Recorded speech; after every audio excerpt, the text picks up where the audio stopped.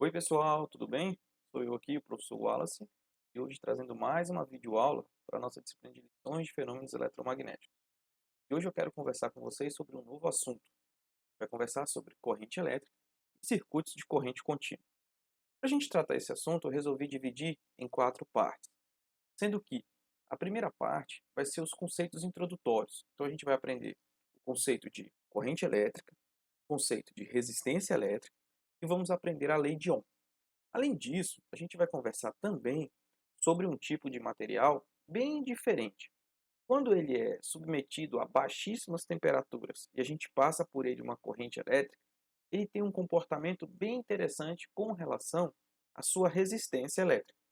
Esses materiais são conhecidos como os supercondutores. Já na segunda parte, eu quero discutir com vocês um modelo de condução elétrica, um modelo que descreve microscopicamente a condução dos elétrons ao longo de um condutor. Além disso, a gente vai saber determinar a energia e a potência associada a um circuito elétrico em geral. Também a gente vai falar sobre fontes de força eletromotriz. São as fontes utilizadas para alimentar os nossos circuitos elétricos em geral, ok? Já a terceira parte, eu vou dedicar o tempo para a gente aprender a calcular a resistência equivalente quando nós tivermos uma associação de resistores. Veja que a gente vai poder associar os resistores tanto em série quanto em paralelo. E seguindo ainda a mesma linha de pensamento, a gente vai aprender as leis de Kirchhoff, que são utilizadas para determinar as correntes elétricas e as diferenças de potenciais em um circuito com várias ramificações. E para a gente fechar esse assunto, eu deixei para a última parte o estudo de um circuito composto por os dois componentes eletrônicos que nós já vamos ter aprendido, o capacitor e o resistor, que é o famoso circuito RC. E aí a gente vai aprender a determinar a sua equação, encontraremos a solução associada a este problema e vamos também determinar outros resultados que são importantes. Então, vamos conferir a primeira parte dessa videoaula. Bem, gente, nas nossas últimas videoaulas, nós havíamos discutido diversos fenômenos elétricos associados a cargas que estavam em repouso. Nós estávamos estudando fenômenos associados à eletrostática. Entre os inúmeros fenômenos que nós estudamos, podemos relacionar força eletrostática, o campo elétrico e o potencial elétrico. E o que todas essas têm em comum?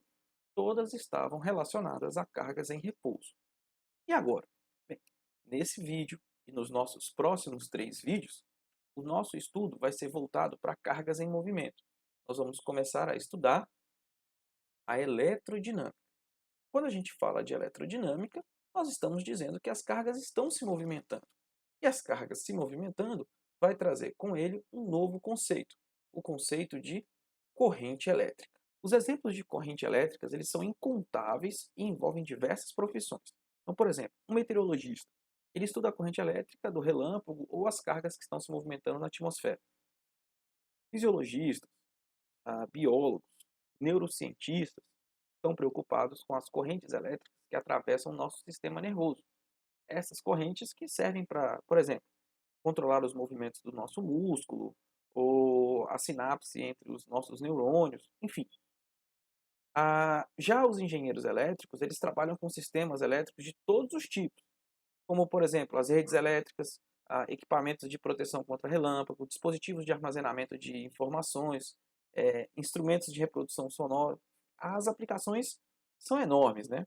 Então, nessa videoaula de hoje, a gente vai discutir a física básica de correntes elétricas e a razão pela qual alguns materiais conduzem corrente elétrica melhor do que outros. Então, para a gente começar, a gente vai dar início primeiro definindo o que é corrente elétrica. Embora uma corrente elétrica seja um movimento de partículas carregadas, nem sempre, nem toda partícula carregada que se move produz uma corrente elétrica. Para que uma superfície seja atravessada por uma corrente elétrica, é necessário que a gente tenha um fluxo de cargas atravessando a superfície. Portanto, a gente define corrente elétrica, fluxo de cargas através de uma superfície. Então vamos considerar o seguinte exemplo.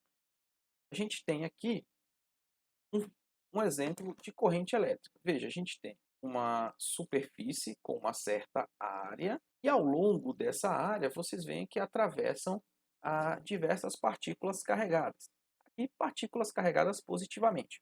Então, a gente vai entender isso como sendo o conceito de corrente elétrica. Como que a gente pode calcular a corrente elétrica? Então, a corrente elétrica, a gente pode calcular uma corrente elétrica média como sendo a variação de carga no intervalo de tempo. E no sistema internacional, a unidade de corrente elétrica ela é o ampere, representado pela letra A. Assim como temos na cinemática a velocidade média, a gente tem aqui a nossa corrente elétrica média. Se esse intervalo de tempo for muito pequeno, a gente pode definir o que a gente chama de corrente instantânea. Então, a corrente ela nada mais é do que a derivada da carga com relação ao tempo. Aqui a gente tem que tomar um certo cuidado, porque muitas vezes acontece da gente falar fluxo de corrente. Mas o termo fluxo de corrente ele é um termo redundante. Afinal de contas, a corrente ela já representa um fluxo de cargas. Então, a gente toma esse cuidado, mas a partir de agora a gente vai usar só corrente elétrica. E qual o sentido da corrente elétrica? A gente precisa também definir o sentido. O sentido da corrente elétrica ele vai ser o mesmo sentido com que as cargas positivas se movimentam. Então, na nossa figura, o sentido da corrente aqui, ele está... E nos metais, que são condutores, que lá quem anda são os elétrons? A corrente ela vai ter o sentido contrário das cargas negativas. Em geral, em livros de Física 3, é muito comum a gente se referir a uma carga em movimento, seja ela positiva ou negativa, com o termo portadores de carga. Quando um condutor ele não está sendo percorrido por corrente, os elétrons de condução eles se movem de forma aleatória, sem que haja uma direção preferencial. Então, quando existe uma corrente elétrica, os elétrons continuam a se mover aleatoriamente, mas eles tendem a se mover com uma velocidade que nós chamamos de velocidade de deriva, no sentido oposto ao campo que produziu a corrente. Tá? Então, a velocidade de deriva ela é muito pequena em relação à velocidade com a qual os elétrons se movem aleatoriamente. Ela é como se fosse uma velocidade do grupo de cargas se movimentando. Tá? Uma velocidade, uma média da velocidade. A gente pode usar a nossa figura aqui ao lado para relacionar essa velocidade de deriva dos elétrons de condução em um fio com a corrente. Ou seja, a gente pode utilizar um comportamento microscópico do fio, né, que são o movimento das cargas, para descrever um movimento macroscópico, que é a corrente elétrica. Então, como que a gente faz isso? Bem, vamos considerar um fio de tamanho L, e esses portadores de carga, eles se movimentam com uma velocidade de deriva Vd, e atravessam a mesma seção reta do nosso fio. Então, a gente vai supor ainda que essa área, né, que ele atravessa, ela é sempre constante. Então, nesse caso, o número de portadores em um pedaço do fio de comprimento L, ele essencialmente vai ser dado, o número de portadores, essa quantidade de carga, ela vai ser o número, o comprimento do fio, vezes a área. Tudo isso vezes a carga de cada portador. Então, esse daqui é o número de portadores e aqui é a carga de cada um. Certo. Agora a gente pode usar a seguinte relação. Vamos lembrar que esse comprimento L ele vai ser a velocidade de deriva no intervalo de tempo ΔT. Onde eu obtive isso? Da cinemática, né? Espaço velocidade é o espaço sobre o tempo. Como eu estou assumindo que essa velocidade de deriva ela é constante e igual para todos, então essa aproximação aqui ela é válida. Ao fazer isso, eu posso escrever então que essa variação de carga, essa quantidade de carga, ela vai ser um n velocidade de deriva vezes ΔT, vezes a área, vezes a carga de cada um. Se eu dividir ambos os lados por ΔT, eu vou encontrar que ΔQ sobre ΔT é igual a isso daqui. E exatamente essa definição aqui é o que nós chamamos de corrente elétrica, que é um comportamento macroscópico, ou seja, é o que nós verificamos através dos nossos olhos ou com equipamentos. E o lado direito da nossa equação, isso daqui são informações microscópicas. Então veja que nessa equação você está relacionando a corrente elétrica, que é um comportamento macroscópico, é o que você vê de fato, com os comportamentos microscópicos, que é o movimento de cada uma dessas desses portadores de carga. Caso você tenha ficado com alguma dúvida, pause o vídeo, volte novamente, assista a explicação e, claro, e utilize o seu material que foi fornecido. E o que é essa velocidade de deriva? Vamos entender um pouquinho melhor ela, né? A velocidade de deriva nada mais é do que então, ela é a média das velocidades dos portadores de carga, ela está relacionada à temperatura do condutor, e na presença de um campo elétrico, surge uma força elétrica, que é justamente essa força elétrica que ordena os movimentos dos portadores de carga, fazendo com que eles se movam com essa velocidade de deriva. Assim como a gente tem a corrente elétrica, a gente pode definir também a densidade de corrente. Densidade de corrente ela é definida como sendo a corrente elétrica dividido por área.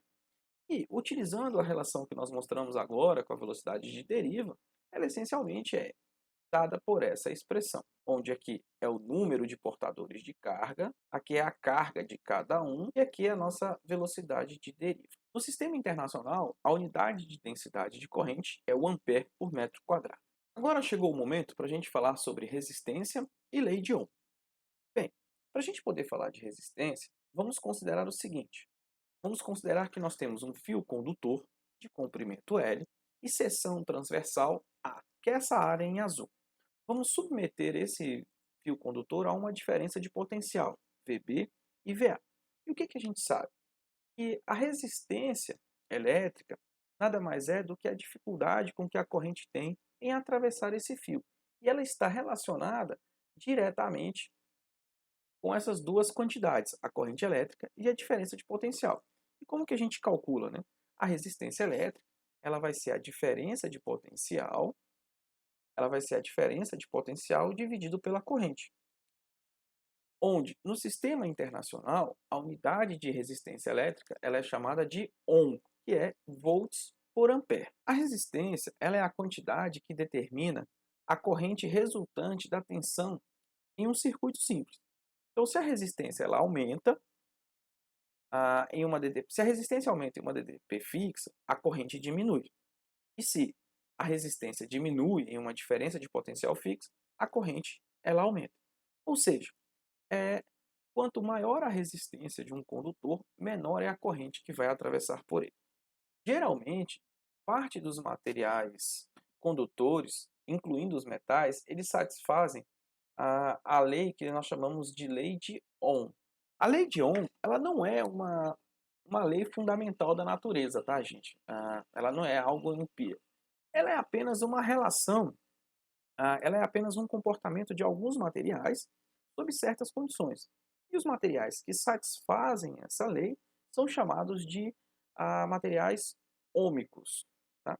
E como é o funcionamento desses materiais ômicos? Se a gente fizer um gráfico da tensão pela corrente, como eu mostro para vocês aqui, esse gráfico ele vai ser um gráfico de uma função linear.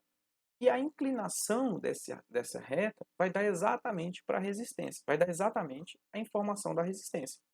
Quando você tem um gráfico desse tipo, nós temos o que nós chamamos de condutores ômicos. Por outro lado, quando você faz o gráfico da diferença de potencial com a corrente, você não obtém uma reta, por exemplo, aqui a gente tem uma curva, esse é o que nós chamamos de condutores não ômicos. Essa curva, por exemplo, que eu mostro para vocês, é a curva de um diodo de junção. E além dele, outros dispositivos eletrônicos modernos também são condutores não ômicos. Para situações como essa, a resistência ela vai ser dada pela diferença, pela derivada do potencial com relação à corrente. Ou seja, você vai estar encontrando a inclinação da reta tangente a um ponto. Um resistor é um simples componente em um circuito que é utilizado para descrever uma resistência específica. Para representá-lo, a gente utiliza esse símbolo. Ele representa uma resistência. Em todos os nossos casos aqui, nós sempre iremos considerar um resistor ômico, ou seja, ele satisfaz a lei de Ohm. A diferença de potencial é igual à corrente vezes a resistência. A resistência de um fio condutor ômico ela é proporcional ao comprimento do fio e inversamente proporcional à sua área de seção transversal. Ou seja, a resistência ela é proporcional ao comprimento do fio e inversamente proporcional à área da seção transversal. Para que a gente transforme isso na equação, é necessário uma constante. Essa constante de proporcionalidade, ela é chamada de resistividade do material. E ela tem unidade ohm por metro. Para compreender a relação entre a resistência e a resistividade, observe que cada material ômico possui uma resistividade característica, ou seja, há um parâmetro que depende das propriedades do material que constitui o nosso condutor. Por outro lado, como é possível a gente verificar nessa equação, a resistência de um condutor em particular, ela depende não só da sua resistividade, ela vai depender também do seu tamanho e da sua forma. Então, eu trago para vocês aqui uma tabela com vários valores de resistividade, por exemplo, da prata, do cobre, do ouro e do alumínio, entre outros. A partir da resistividade, eu posso definir uma outra constante também importante, que é chamada de condutividade. A condutividade, ela é definida como sendo o inverso da resistividade. E, em termos da condutividade, a resistência de um condutor ôhmico pode ser escrito como sendo R igual a R sobre A, onde esse sigma é a nossa condutividade. A resistência elétrica, além de depender de propriedades do material, né, com a resistividade ou a condutividade, e também do tamanho ou da forma do fio, ela normalmente também depende da temperatura. Em geral, a resistência ela é linearmente dependente com a temperatura. À medida que você aumenta a temperatura, você aumenta a resistência. À medida que você abaixa a temperatura, você abaixa a resistência também. E por que a gente está falando isso? Porque agora nós vamos falar sobre um tipo muito especial de material que, quando é submetido a baixíssimas temperaturas, o comportamento da sua resistência vai totalmente contrário ao que nós esperávamos. Existe uma região de baixa temperatura em que a resistência ela se comporta de uma forma não linear. Ela não é mais linearmente dependente com a temperatura. Supercondutores são uma classe de materiais cuja resistência elétrica ela tende a zero abaixo de uma temperatura crítica. Esse efeito ele foi descoberto por um físico holandês chamado Henk Oms em 1911, trabalhando com mercúrio, quando ele reduziu a temperatura do mercúrio a aproximadamente 4,15 kelvins, e ele verificou que nessa temperatura o mercúrio ele possuía uma resistência elétrica da ordem de 10 a menos 25 ohms. Essa descoberta abriu um leque de estudos dentro da física teórica e experimental. E os supercondutores foi de tamanha importância que acabou levando 4 prêmios Nobel em física. Em 1913, o Henk Onnes ele ganha pela descoberta. Em 1973, os 3 físicos levam pelos efeitos de tunelamento associados aos supercondutores. Em 1987, é descoberto uma classe de supercondutores que apresentam essa supercondutividade a altas temperaturas críticas. E em 2003, há pouco mais de 17 anos, nós tivemos o último prêmio Nobel em Física associado a supercondutores, onde foi feita a explicação quântica da supercondutividade. Então veja que é um assunto ainda estudado atualmente, com diversas áreas de pesquisas, não só no Brasil como no mundo. E como funcionam os supercondutores? Bem, basicamente você tem supercondutores de 2 tipos. Você tem os supercondutores de tipo 1, que foram aqueles descobertos em 1911, com o Henk Onnes, que são basicamente metais e que têm as suas temperaturas críticas baixíssimas, né? Quase da ordem de 0 Kelvin.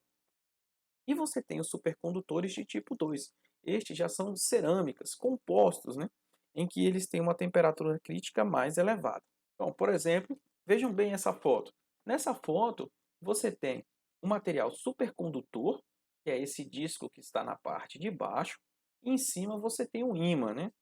E quando atravessa a corrente nele, ele tem praticamente a resistência elétrica nula.